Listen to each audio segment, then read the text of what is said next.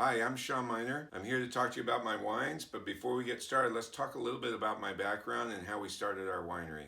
So I've been in the business over 30 years, worked for BV in Napa Valley, and then headed up to Oregon to run King Estate Winery, Benton Lane Winery, returned to California to Renwood Winery, and then decided to start our own in 2005. So instead of putting money into bricks and mortar and going into the hospitality business with opening a tasting room, instead we tried to take a different angle and we put our capital into our sourcing. So we work with family growers throughout the state. Our facility is located in Sonoma, just south of the Sonoma Square, and also down in Paso, Robles in San Miguel, where we can be closer to our sourcing for our Central Coast program. What I love about our business is we've worked with these same growers for the last 15 years. So within these long-term sourcing contracts, we work closely with the growers throughout the growing season. We make the final decision on picking. It's just an exceptional relationship that really provides us amazing wine grapes to make great wines. Let's talk about the California Series Sauvignon Blanc. So the primary sourcing of this is coming from Sonoma, Lodi, and Lake County, each offering very distinct flavor profiles. And to me, Sauv Blanc is all about the acidity level. And with each of these areas offering kind of different styles, we're able to build a very complex wine. And it's a really hands-off winemaking approach. It's 100% Sauvignon Blanc. So one of the things I dislike about Sauv Blanc is it can be sometimes over-fatiguing on the palate. So we do a little bit of surly aging on this wine that gives us a little softness on the entry without taking away from the varietal acidity. So in the mid-palate and the finish, it gets some good acidity, good structure, and just makes it an amazing wine with wonderful fruit flavors of melon, fig, lemon, lime, and even a touch of tropical. That acidity carries through to the finish and makes it just an exceptional wine. Enjoy our California Series 4B Sauvignon Blanc. Our California Series Central Coast Chardonnay is sourced from Monterey County. Majority of these vineyards sit right in the San Elinas River Valley on the benchlands, providing a little bit more sun exposure, but still some amazing breezes that come off the Monterey Bay that cool the fruit during the evening.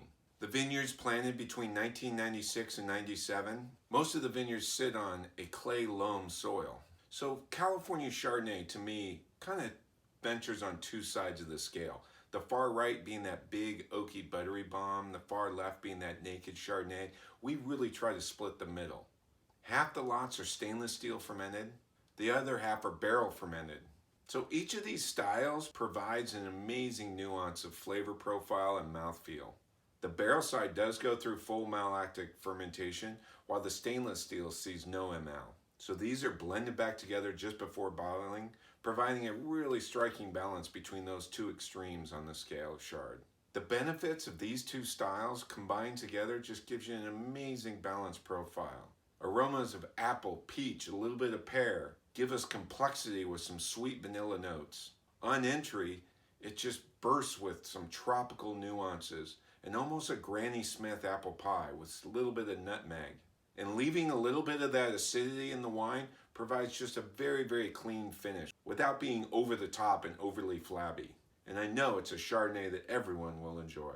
The California Series Pinot Noir. Majority of this is coming out of Arroyo Seca in Monterey County, and a portion of it coming from Mendocino County. Both these areas are very coastal influence and provide that real big diurnal shift that we need to have from day to night to give us an experience of very slow maturing on the vine that provides the layers and nuances and flavor profiles we need to have. With temperatures down in the high 40s to low 50s and going all the way up into the 80s, 90s during the day, it just gives that slow ripening period that provides all the nuances and layers that we want in this wine. We hand harvest all this into 4x4s. So all of this is harvested at night, early morning, so we bring it into the cellar very cool and go through a very gentle crush to stem. At the crusher to stemmer, we've opened up the rollers as far as it can go, and we barely pick the stems off this fruit. So you see it dropping straight down into a 4x4 almost whole. So instead of forcing it through a must pump, we take these 4x4s and hoist them up and over open top fermenters. And because the ambient temperature of the fruit is still cool from being harvested at night, we don't have to spend a tremendous amount of energy cost to cool the fruit. So the fermenters are glycol jacketed, so they've already dropped the temperature down to about 58 degrees, and the fruit is just placed right into the fermenters. So at that point, we just let it sit on the skins and the pumice for 24 to 72 hours. This just really draws out some of the color and gets some of the phenol and flavor compounds we're looking for. Once fermentation begins, we're punching down a couple times a day to really manage the cap. So all that pumice and skins are pushed down back into the juice to stay in contact with it as long as we can. And from there, it goes right into barrel, and it's aged for 6 months in French oak. And what I love about Pinot Noir is just mouthfeel and texture. But aroma obviously is important. It needs to smell like the variety that's dictated on the label. So the aroma has this amazing cherry, strawberry, raspberry with just a hint of cedar. And then on entry, some earthy notes layered with some nice spice, providing an excellent mouthfeel. But what I love best is just that texture just continues through and gives us a really, really lingering finish with just a touch of sweet vanilla. That's our California Series Pinot Noir. Let's chat about the California Series Paso Robles cab. So this is 100% Paso Robles. What's unique in Paso, it's really divided by the 101 freeway. People talk about east side, west side. East side, really quite frankly, it's the beginning of the Central Valley. We still have some cool areas and very maritime influence from the California coast, but it really increases in heat when we're talking about the east side of Paso Robles. The west side is very coastal influence with a lot of finger valleys that bring a lot of the coastal breezes in to cool the vineyards. Paso Robles is divided in 11 districts, and we get fruit from 3 of those districts: the Templeton Gap, the Estrella District, and the Creston District. The Templeton Gap sits on the west side of the 101, while Estrella and Creston sit on the east side. Fruit from all 3 areas combine to make the final blend. And Paso, being even on the west side, a little bit more warmer than what we experience up in Sonoma, there's a tendency for this to be a little bit forward fruit. And sometimes the offset of that is you lose out on mouthfeel and texture. So to add some framework and finish to this wine, I actually blend a little Merlot and Petit Syrah into this, without taking away from the varietal expectancy you have with Cabernet Sauvignon. With black cherry, plum, and violets, it's just in-your-face type of aromas. The tannin structures are a little bit more melting in style, so it just makes it a perfect quaffable style Cabernet. Enjoy the California Series 4B Paso Robles Cab. Our signature series Sonoma Coast Pinot Noir. The sourcing from this is all out of Sonoma Carneros. What makes Sonoma Carneros so unique, it borders the San Pablo Bay. That's the bay that just sits north of San Francisco Bay.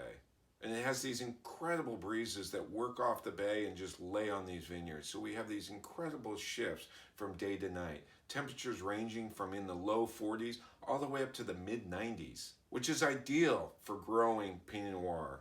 That slow maturing gives us these amazing layers of aroma and bouquet. All of it is harvested at night, so when it arrives to our cellar, it's carrying an ambient temperature that's in the mid-50s. Then we're going through a very gentle crush to stem. Again, almost just basically plucking the stems off the berries. The berries are almost whole when it drops into a 4x4 from the crusher to stemmer.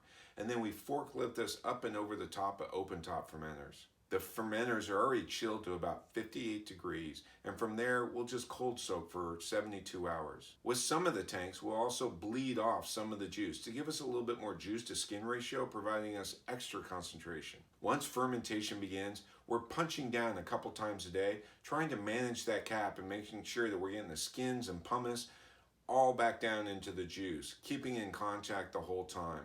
This provides extra color and definitely some more concentration. From there, it's racked over into French oak for 10 months. The results are just raspberry, plum, some darker fruit characters that really come through, almost some stone fruit and minerality. The texture of the wine is just incredible. From there, it has a very long finish with a little bit of sweet oak and a bit of that Carnero spiciness. Enjoy the signature series Sonoma Coast Pinot Noir.